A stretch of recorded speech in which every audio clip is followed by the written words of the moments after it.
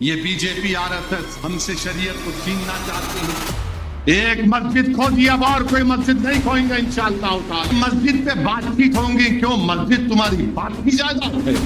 آسام میں اگر مسلمان شادی کریں گے قانون کے لحاظ سے تو نہ قاضی صاحب رہیں گے خطبہ کے لیے، نہ دلہن کو مہر ملے گا۔ ارے بھائی یہ کیا ہو رہا ہے؟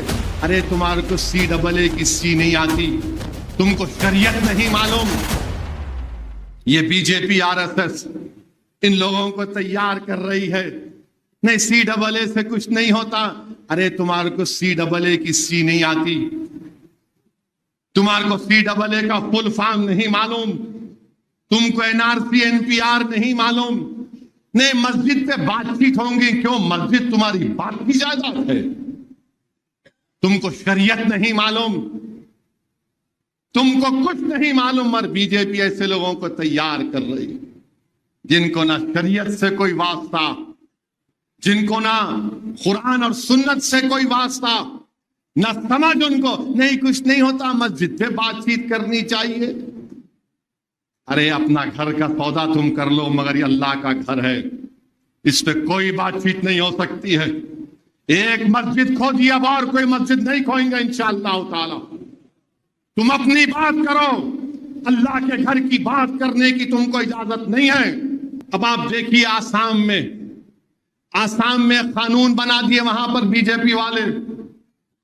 کیا قانون بنائے کہ مسلمانوں کی شادی کا جو ایکٹ ہے 90 سال پرانا قانون نکال دیے، اور کیا بول رہے بی جے پی والے کہ ہماری شادی ہونا اسپیشل میرج ایکٹ کے تحت۔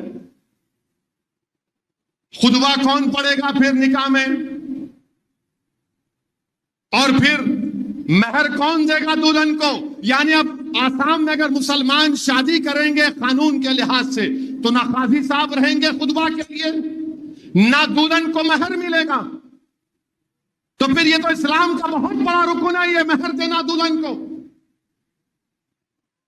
وہاں پر بی جے پی حکومت نے یہ وہ قانون کو بند کر دیا اور کہا کہ اسپیشل میرج ایکٹ میں آپ کو رجسٹریشن کرنا پڑے گا۔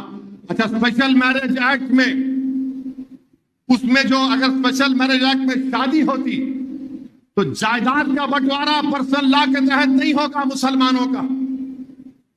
ہم سے شریعت کو چھیننا چاہتے ہیں۔ مہر تو غائب ہو گیا، تو مہر مؤجل دینا پڑتا، اگر فوراً دے رہے تو دے دو یہ دیے، بعد میں دے رہے تو وہ بھی لکھنا پڑتا، غائب ہو گیا، نکال دیا بی جے پی نے وہاں پر۔ تو مسلم مہیلاؤں سے بڑی محبت متروں کو، وزیر اعظم کو، میری بہن ہے، ارے پھر بہن کو مہر نہیں ملنا؟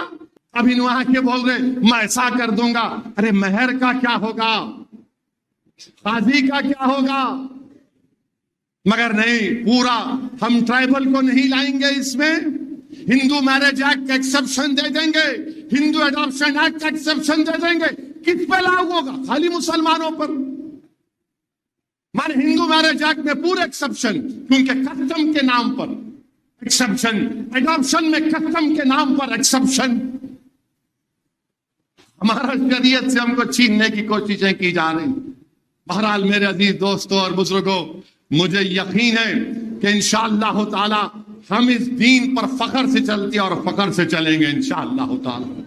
ہم اپنے وطن عزیز کے لیے دعا کریں کہ جو یہاں پر ایک ظلم کا ماحول پیدا کیا جا رہا ہے مسلمانوں کے خلاف، اللہ ان ظالموں کے ہاتھوں سے اللہ اقتدار کو چھین لے۔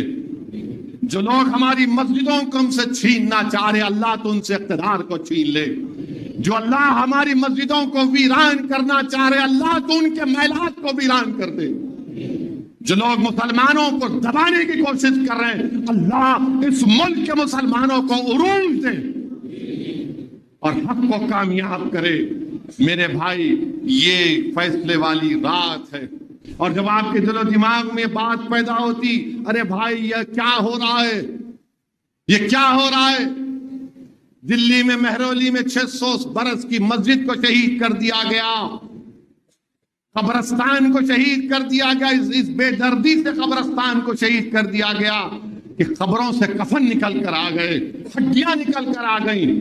مگر میرے بھائی یاد رکھو، اللہ کے رسول صلی اللہ علیہ وسلم نے فرمایا تھا کہ مجھ سے پہلے کسی کو اتنا نہیں ستایا گیا نہ میرے بعد کسی کو اتنا